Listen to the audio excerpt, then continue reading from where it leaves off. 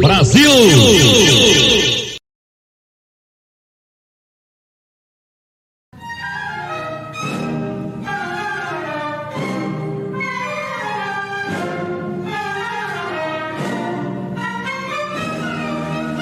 Meu nome é Pedro Alcântara Francisco Antônio João Carlos Xavier de Paula Miguel Rafael Joaquim José Gonzaga Pascoal Cipriano Serafim de Bragança e Bourbon, mais conhecido como Dom Pedro I, o primeiro imperador do Brasil. Estou em São Paulo, às margens do Riacho Ipiranga, onde acabo de declarar a independência do meu país. É o dia 7 de setembro de 1822, uma data que ficará na história. Estou cercado pelos meus companheiros de viagem, que me acompanharam desde o Rio de Janeiro. Em minha mente tenho as palavras de José Bonifácio de Andrada e Silva, o patriarca da independência, que me aconselhou a ficar no Brasil e resistir às ordens das cortes portuguesas. Como é para o bem de todos e felicidade geral da nação, estou pronto. Diga ao povo que fique, foram minhas palavras naquela ocasião. E Maria Leopoldina de Áustria, minha esposa e imperatriz consorte, que me enviou uma carta urgente me alertando sobre os planos dos portugueses de anular a Constituinte brasileira e me prender. Visto o uniforme de general do exército brasileiro, que criei para combater as tropas portuguesas que ainda ocupam algumas províncias. Na minha mão direita, empunho a minha espada, símbolo da minha autoridade e da minha coragem. Na minha mão esquerda, seguro uma bandeira verde e amarela, que representa a nova nação que acabo de fundar. Sinto uma mistura de emoções, orgulho, alegria, esperança, mas também ansiedade, medo e responsabilidade. Sei que a minha decisão é irreversível e que terá consequências para o futuro do Brasil e de Portugal. Sei que muitos me apoiam, mas também sei que muitos me odeiam e me consideram um traidor. Sei que ainda tenho que enfrentar muitos desafios e obstáculos para consolidar a independência e garantir a paz e a prosperidade do meu povo. Sou um homem de 24 anos, mas já vivi muitas experiências. Nasci em Portugal, porém vim para o Brasil com a minha família em 1808, fugindo da invasão francesa. Aqui cresci e me tornei príncipe regente em 1821, quando meu pai voltou para Portugal. Aqui me casei com Leopoldina e tive 7 filhos. Aqui aprendi a amar esta terra e a defender os seus interesses. As relações entre as pessoas são bastante complexas e diversas. Há os que se unem pela causa da independência e da liberdade. Há os que se dividem pela lealdade a Portugal ou ao Brasil. Há os que se aproveitam da situação para obter vantagens pessoais ou políticas. Há os que sofrem com a guerra e a opressão. Há os que sonham com um futuro melhor. Há os que lutam por seus direitos e sua dignidade. Uma das experiências mais interessantes e relevantes na minha vida foi conhecer de fato como é a vida cotidiana do meu povo. Esta viagem que fiz pelo Brasil em 1822, antes de proclamar a independência. Percorri várias províncias, conheci diferentes paisagens, culturas e costumes. Recebi o apoio e o carinho de muitos brasileiros que me aclamaram como seu líder e seu defensor. Também enfrentei dificuldades e resistências, especialmente dos portugueses e dos seus aliados. Sou um monarca iluminado, que busca conciliar os interesses do Brasil com os de Portugal. Sou um liberal moderado, que defende uma Constituição para o meu país. Sou um patriota que ama o Brasil acima de tudo. Sou um guerreiro que não teme o combate nem a morte. Depois de declarar a independência do Brasil, voltei para o Rio de Janeiro, onde fui aclamado como imperador em 12 de outubro de 1822. No dia 1º de dezembro, fui coroado e consagrado na Catedral da cidade, em uma cerimônia solene e emocionante. Na ocasião, recebi a faixa imperial e a coroa de ouro e pedras preciosas que pesava quase 2 quilos. A minha primeira tarefa como imperador foi garantir o reconhecimento da independência pelos outros países. Para isso, enviei emissários diplomáticos à Europa e aos Estados Unidos. O primeiro país a reconhecer o Brasil como nação independente foi os Estados Unidos, em 1824. A Grã-Bretanha também reconheceu o Brasil nesse mesmo ano, mas exigiu que eu abolisse o tráfico negreiro como condição. Portugal só reconheceu o Brasil em 1825, depois de uma longa negociação mediada pela Grã-Bretanha, que envolveu o pagamento de uma indenização de 2 milhões de libras esterlinas.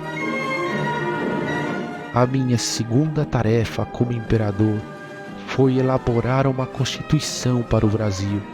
Para isso, convoquei uma Assembleia Constituinte em 1823, composta por representantes eleitos pelas províncias. No entanto, a Assembleia entrou em conflito comigo e com o meu ministério. Os constituintes queriam limitar os meus poderes e criar um regime federativo com autonomia para as províncias. Eu queria manter os meus poderes e criar um regime unitário com centralização política. Diante do impasse, resolvi dissolver a Assembleia no dia 12 de novembro de 1823, em um ato que ficou conhecido como a Noite da Agonia. Em seguida, expulsei José Bonifácio e seus irmãos do país, acusando-os de traição. Em lugar da Assembleia Constituinte, nomeei um Conselho de Estado no dia seguinte, com pessoas de minha extrema confiança para redigir um novo projeto constitucional. Era um conselho de notáveis, formado por juristas renomados, todos nascidos no Brasil. O grupo incluía Carneiro de Campos, principal autor da nossa Carta Magna, além de Vilela Barbosa, Maciel da Costa, Nogueira da Gama, Carvalho e Melo, entre outros. Nunca tive intenção de governar como um déspota, porque queria ser lembrado com amor pelo meu povo. Queria ser recordado pela fidelidade das minhas tropas, e jamais tive a intenção de impor uma tirania no Brasil. Portanto, elaborou-se a Constituição para o Brasil, que ficou pronta em 1824. Foi a primeira Constituição do país e a primeira da América Latina a ser outorgada por um monarca. Ela estabelecia 4 poderes: o executivo, o legislativo, o judiciário e o moderador. O moderador era um poder exclusivo do imperador, que lhe dava amplas prerrogativas para intervir nos outros poderes. A Constituição criava um Conselho de Estado, composto por 10 membros nomeados pelo imperador, que o auxiliavam nas decisões políticas. A Constituição de 1824 foi jurada por mim e pelo povo brasileiro em 25 de março de 1824. Nesse mesmo dia, concedi ao Brasil o título de Império do Brasil e a mim mesmo o título de Imperador Constitucional e Defensor Perpétuo do Brasil. A minha terceira tarefa como imperador foi pacificar o país, que ainda enfrentava resistências à independência. As províncias da Bahia, do Maranhão e do Pará ainda estavam ocupadas por tropas portuguesas, que se recusavam a aceitar a separação. Para combatê-las, organizei um exército composto por brasileiros e mercenários estrangeiros. Entre eles estava o general francês Pierre Laboute, que comandou as operações na Bahia, e o almirante inglês Thomas Coleraine, que comandou as operações no Maranhão e no Pará.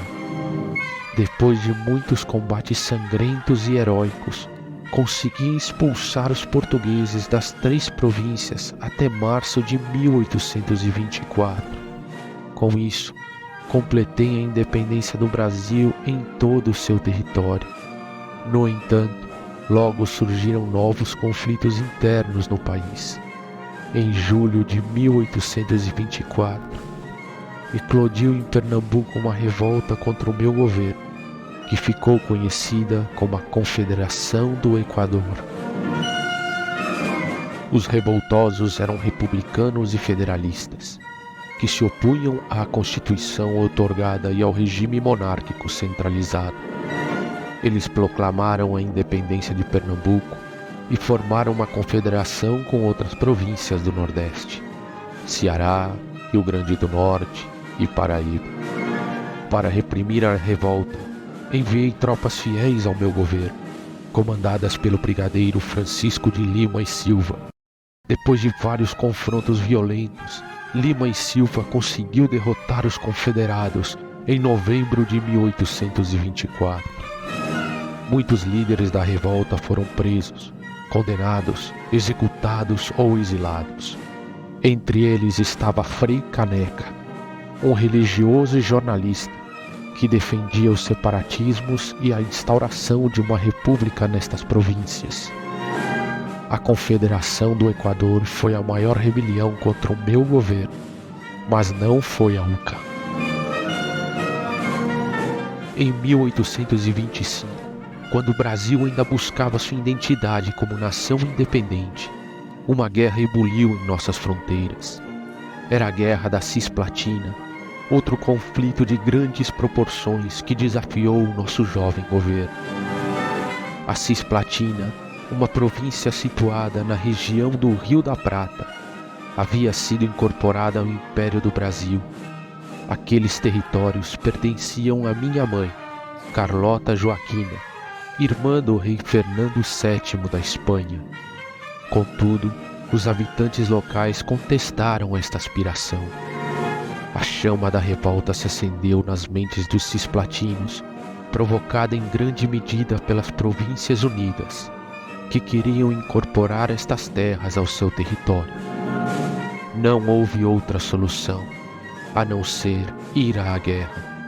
O embate foi feroz, com várias batalhas e reviravoltas intensas. O país passava por inúmeros problemas. Fui sempre um imperador destemido. Liderei a nação com paixão. Minha determinação em manter as Cisplatinas sobre a bandeira brasileira era evidente. Mas a guerra cobrou um preço alto, tanto em vidas quanto em recursos. A Guerra da Cisplatina, por fim, encontrou seu epílogo com a Convenção Preliminar de Paz, em 1828, em que as Províncias Unidas não alcançaram seu objetivo e foi reconhecida a independência da recém-criada República Oriental do Uruguai. Outras províncias também se manifestavam contra mim, por motivos diversos. Algumas reclamavam da alta carga tributária, outras da falta de autonomia, outras da influência dos estrangeiros. Além disso, havia setores da sociedade que me criticavam por questões pessoais.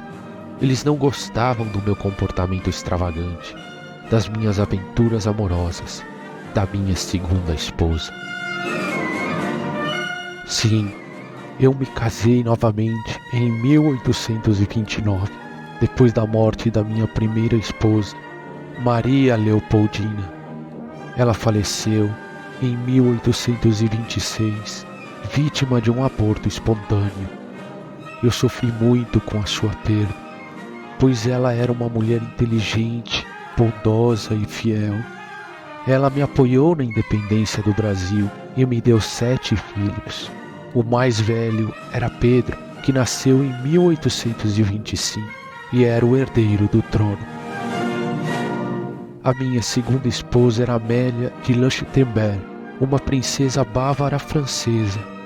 Eu me casei com ela por razões políticas, mas também acabei me apaixonando por ela.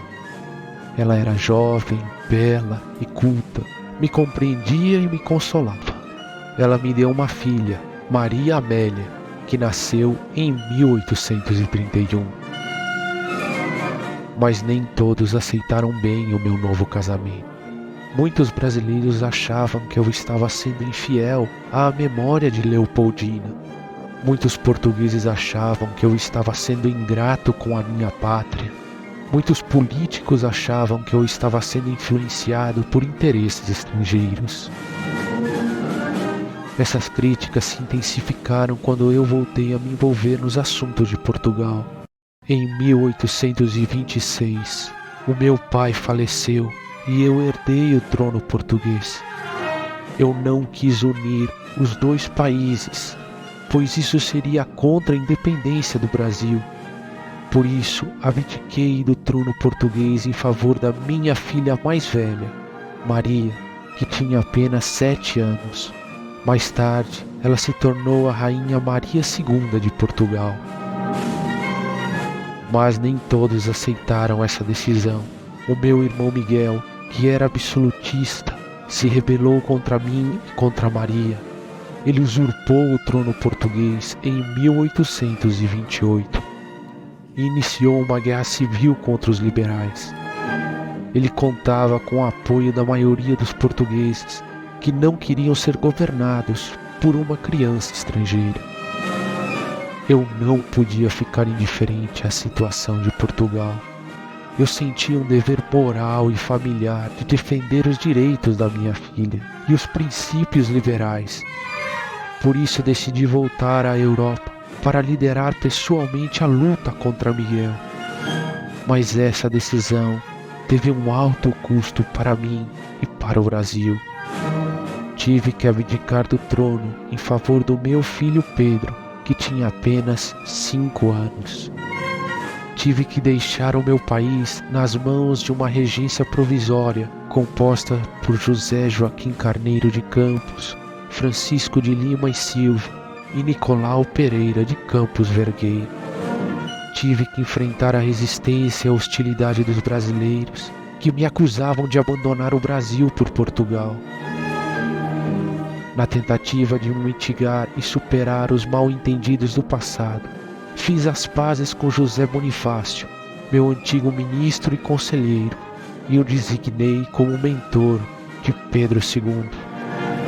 Assim, no dia 7 de abril de 1831, eu embarquei no navio Warspite rumo à Europa.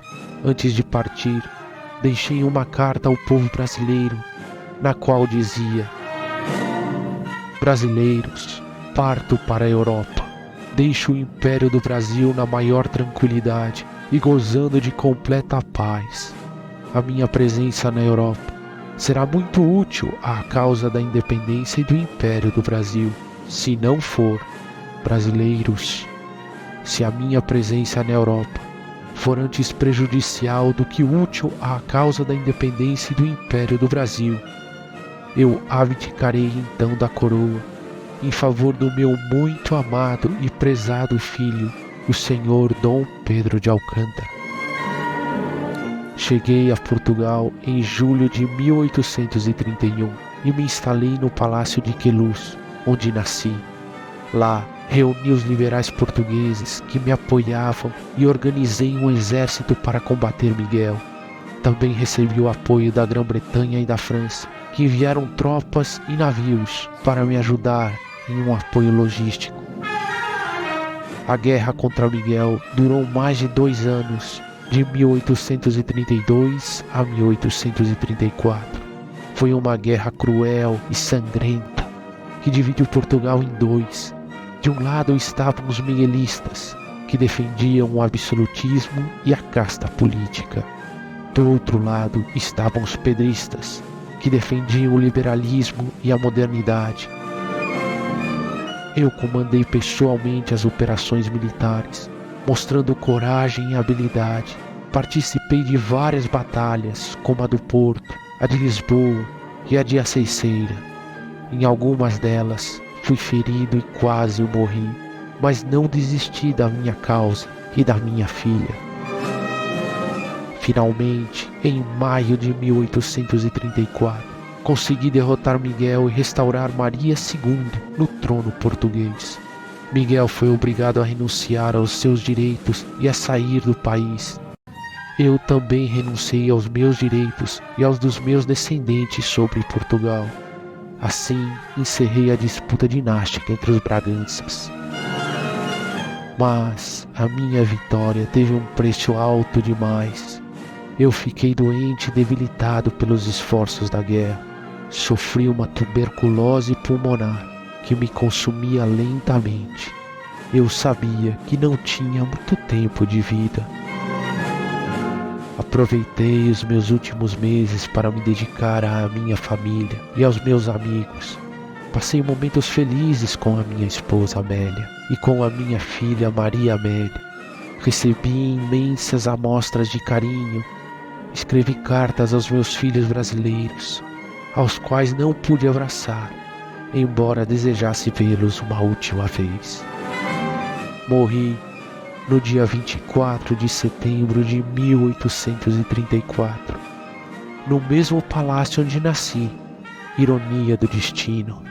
Tinha apenas 35 anos de idade. O meu último desejo foi que o meu coração fosse embalsamado e sepultado na cidade do Porto, onde iniciei minha luta pela liberdade de Portugal. Fui enterrado no mosteiro de São Vicente de Fora, em Lisboa, como todos os Braganças. Porém, em 1972 fui trazido ao Brasil com quase um século e meio de retraso. A vida nem sempre é como queremos, mas como ela se apresenta.